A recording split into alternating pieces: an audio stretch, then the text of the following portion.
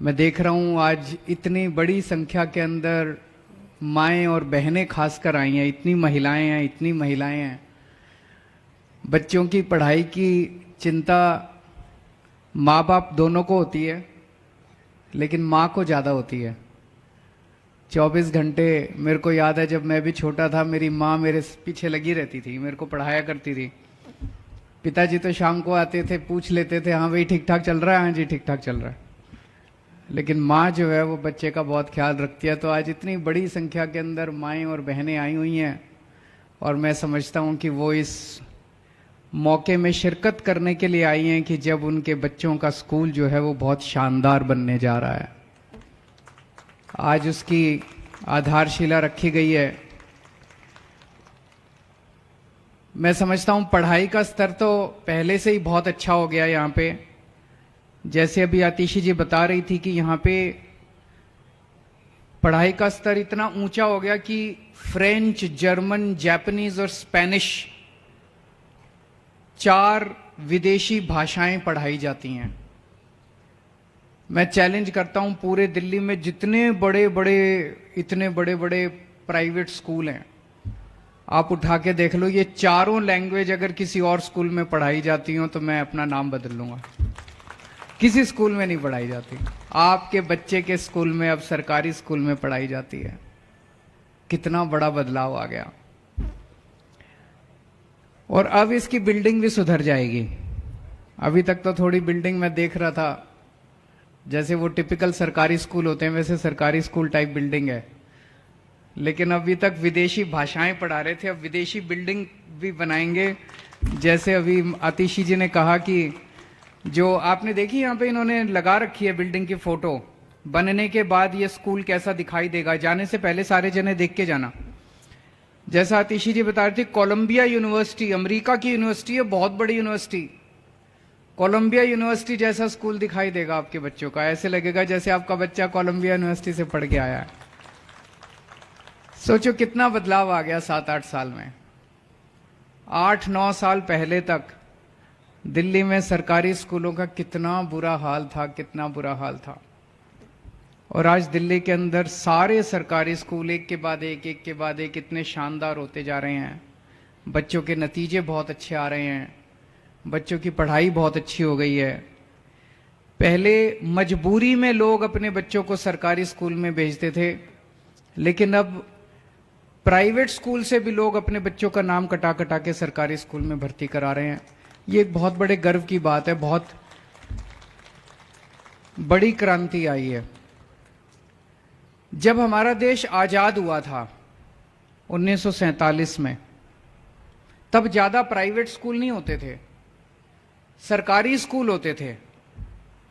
तो जितने IAS IPS अफसर भी बनते थे वो भी सरकारी स्कूलों के ही पढ़े होते थे। जितने बड़े बड़े वैज्ञानिक बनते थे वो भी सरकारी स्कूलों के ही पढ़े होते थे।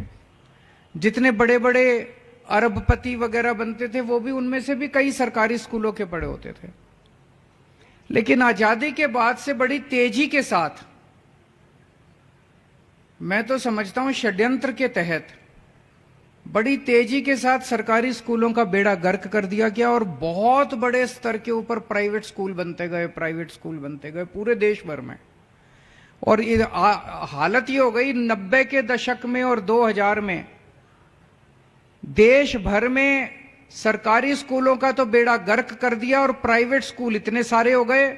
प्राइवेट स्कूलों ने लूट मचा दी, जब मर्जी फीस बढ़ा देते थे, जब मर्जी कुछ भी पैसे लूट। सारे प्राइवेट स्कूल खराब नहीं है, पर कई स्कूल जो हैं उन्होंने लूट मचा रखी थी। तो माहौल ये होगा कि गरीबों के बच्चे सरकारी स्कूल में जाएंगे। सरकारी स्कूलों में पढ़ाई नहीं है, पढ़ाई बहुत खराब होती थी। जिसके पास भी पैसा है वो प्राइवेट स्कूल में जाएगा। जो गरीब का बच्चा सरकारी स्कूल में पढ़ेगा, और सरकारी स्कूल में पढ़ाई नहीं है तो बड़ा होकर उसका कोई कैरियर नहीं है, वो भी अपने माँ बाप की तरह कुछ छोटा मोटा काम करके वो भी गरीब रह जाएगा। तो ऐसा एक वो बन गया कि गरीब का बच्चा गरीब रहेगा, अमीर का बच्चा अमीर बनेगा, पैसे वाले का बच्चा बड़ा होकर कुछ डॉक्टर इंजीनियर बनेगा, गरीब का बच्चा जो है वो गरीबी में जिएगा। इस माहौल को बदला है पिछले 8 साल के अंदर। अब सरकारी स्कूलों के बच्चे वो भी बड़े बड़े सपने देखने लगे हैं। सरकारी स्कूलों के बच्चे भी डॉक्टर, इंजीनियर, वकील, आईएएस, आईपीएस बनने लगे हैं। मैं आईआईटी से पढ़ा हूं। आईआईटी देश का सबसे बड़ा इंजीनियरिंग कॉलेज है। आईआईटी में एडमिशन लेने के लिए बड़ी मुश्किल होती है। मैं आईआईटी से पढ़ा था, मेरे को पता है कितना मुश्किल होता है। अब हमारे सरकारी स्कूलों के, दिल्ली के सरकारी स्कूलों के बच्चे आईआईटी में जा रहे हैं। मेरे को बड़ा अच्छा लगता है कि जिस कॉलेज से मैं पढ़ा उस कॉलेज में अब हमारे सरकारी स्कूलों के बच्चे जा रहे हैं। अब हमारे सरकारी स्कूलों के बच्चे ऑल इंडिया मेडिकल में एडमिशन, ऑल इंडिया मेडिकल का सबसे बड़ा कॉलेज है, वहां पे एडमिशन ले रहे हैं। तो बहुत बड़ी क्रांति आई है ये। और पिछले 8 साल के अंदर दिल्ली में ये जो क्रांति आई है, इस क्रांति के पीछे एक ही शख्स है, मनीष सिसोदिया।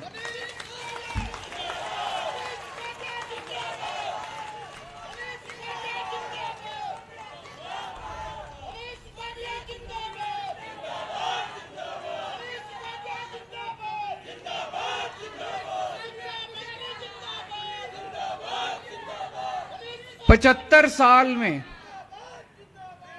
साल में जो धीरे धीरे करके सरकारी स्कूलों का बेड़ा गर्क किया गया, गरीबों ने तो सपना देखना ही बंद कर दिया था। गरीबों के बच्चों ने तो सपने देखने ही बंद कर दिए थे। उनको तो लगता ही नहीं था कि हम भी कुछ बन सकते हैं। जिस शख्स ने, पता नहीं, कुदरत कहते हैं ना, समय एक जैसा नहीं रहता, समय बदलता है। तो अपने देश का भी ये समय बदल रहा था। देश की किस्मत थी कि मनीष सिसोदिया जैसा शख्स आया और उसने दिल्ली के अंदर ये शिक्षा क्रांति करके दिखाई।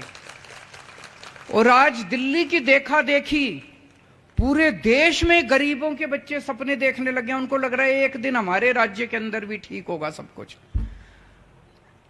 उस राज्य के लोग सोचते हैं एक दिन हमारे यहां भी अब स्कूल ठीक होंगे, हमारे यहां भी स्कूल ठीक होंगे, जैसे दिल्ली में हुए हमारे भी स्कूल ठीक होंगे। पूरे देश के अंदर एक उम्मीद पैदा हुई है। तो दिल्ली के अंदर जो काम हुआ वो मनीष सिसोदिया जी ने किया।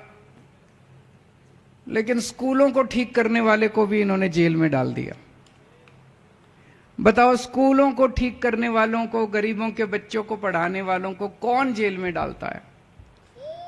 कहते हैं मनीष सिसोदिया ने भ्रष्टाचार करा।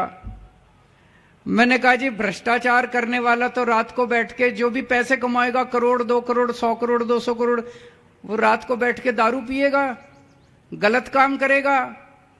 मनीष सिसोदिया रोज सवेरे 6 बजे उठ के सरकारी स्कूलों का दौरा करने जाते थे। स्कूलों में ठीक ठाक चल रहा है सब कुछ। बताओ, ऐसा कौन सा भ्रष्टाचारी आदमी है जो सवेरे 6 बजे उठ के सरकारी स्कूलों के दौरे करने जाता है? हो सकता है कोई भ्रष्टाचारी आदमी बच्चों के स्कूलों के लिए काम नहीं करता। कोई भ्रष्टाचारी आदमी दौरे करने नहीं जाता सरकारी स्कूलों के। पर यह भी है कि जब आप सच्चाई के रास्ते पे चलते हो, सच्चाई का रास्ता बहुत मुश्किल है, बहुत कांटे हैं। हम भी अगर, आम आदमी पार्टी वाले भी पैसे खाने शुरू कर देते, गलत काम करने शुरू कर देते, थोड़े बहुत इनको पहुंचा देते, ये भी खुश रहते। कहां मनीष सिसोदिया को जेल में डालते, इनका भी पेट भरा रहता। लेकिन हमने ऐसा करना नहीं था। हमने तो सच्चाई के रास्ते पे चलना था। तो जब आप सच्चाई के रास्ते पे चलते हो तो बहुत कठिनाइयां आती हैं। सारी असुरी शक्तियां, भगवान राम को नहीं छोड़ा इन्होंने, 14 वर्ष वनवास भेज दिया। इतिहास उठा के देख लो, जितने महापुरुष हुए किसी को नहीं बख्शा। सारी असुरी शक्तियां, सारी भ्रष्टाचारी ताकतें सारी इकट्ठी हो जाती हैं और उस आदमी के पीछे पड़ जाती हैं कि इसको रोको, इसको रोको, इसको रोको। ये बच्चों को कैसे पढ़ा रहा है? बच्चे पढ़ लिख गए तो ये बच्चे बड़े होके बड़ी दिक्कत हो जाएगी। तो जो लोग इस देश के अंदर तरक्की नहीं चाहते, जो लोग इस देश के अंदर गरीबों के बच्चों को पढ़े और लिखे नहीं देखना चाहते, वो सारे इकट्ठे हो गए। उन्होंने पकड़ के मनीष को जेल में डाल दिया। राजा हरिश्चंद्र की कहानी सुनी आप लोगों ने? सुनी है? कितना बड़ा राजा था, कितना सत्यवादी राजा हरिश्चंद्र कहते हैं हम लोग। कितना बड़ा राजा था। कहते हैं कभी झूठ नहीं बोला उन्होंने, इसीलिए कहते हैं सत्यवादी राजा हरिश्चंद्र की सत्य बोलेंगे चाहे जान चली जाए, चाहे राजपाट चला जाए। उसकी वजह से उनका पूरा राजपाट चला गया, सत्य बोलने की वजह से। और हम सुनते हैं कि कैसे उनके बेटे की मौत हो गई, और जब उनकी पत्नी जो है शमशान घाट पे अपने बेटे को जलाने के लिए गई, तो वहां पे राजा हरिश्चंद्र जो है उनका राजपाट चला गया था। शमशान घाट की जिम्मेदारी उनकी थी, लेकिन उन्होंने अपनी पत्नी से अपने बेटे का भी कर लेने से नहीं छोड़ा। ये हालत हो गई थी। तो प्रकृति जो है सत्य बोलने वालों की परीक्षा लेती है। भगवान जो है वो सत्य बोलने वालों का, सच्चाई के रास्ते पे चलने वालों की परीक्षा लेता है। हर एक की जिंदगी में ऐसे पल आते हैं जब भगवान कड़ी परीक्षा लेता है।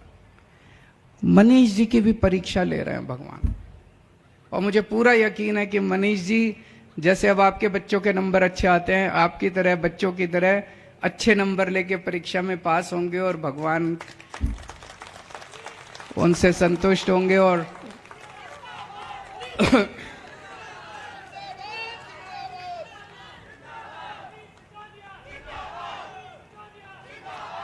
आज यहां का नई बिल्डिंग बनने का फाउंडेशन, आधारशिला तो मैं और अतिशी जी रख रहे हैं।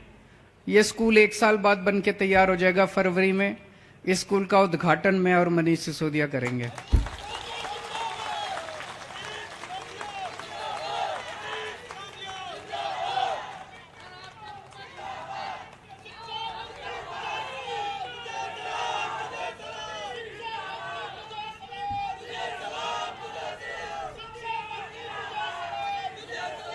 आप सबके बच्चे खूब, मैं अभी अतिशी जी से बात कर रहा था, इस स्कूल में लिफ्ट भी लगेगी।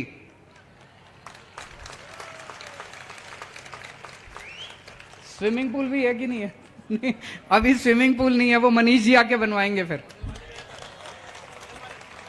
बगल वाले स्कूल में। इस स्कूल में लिफ्ट लगेगी।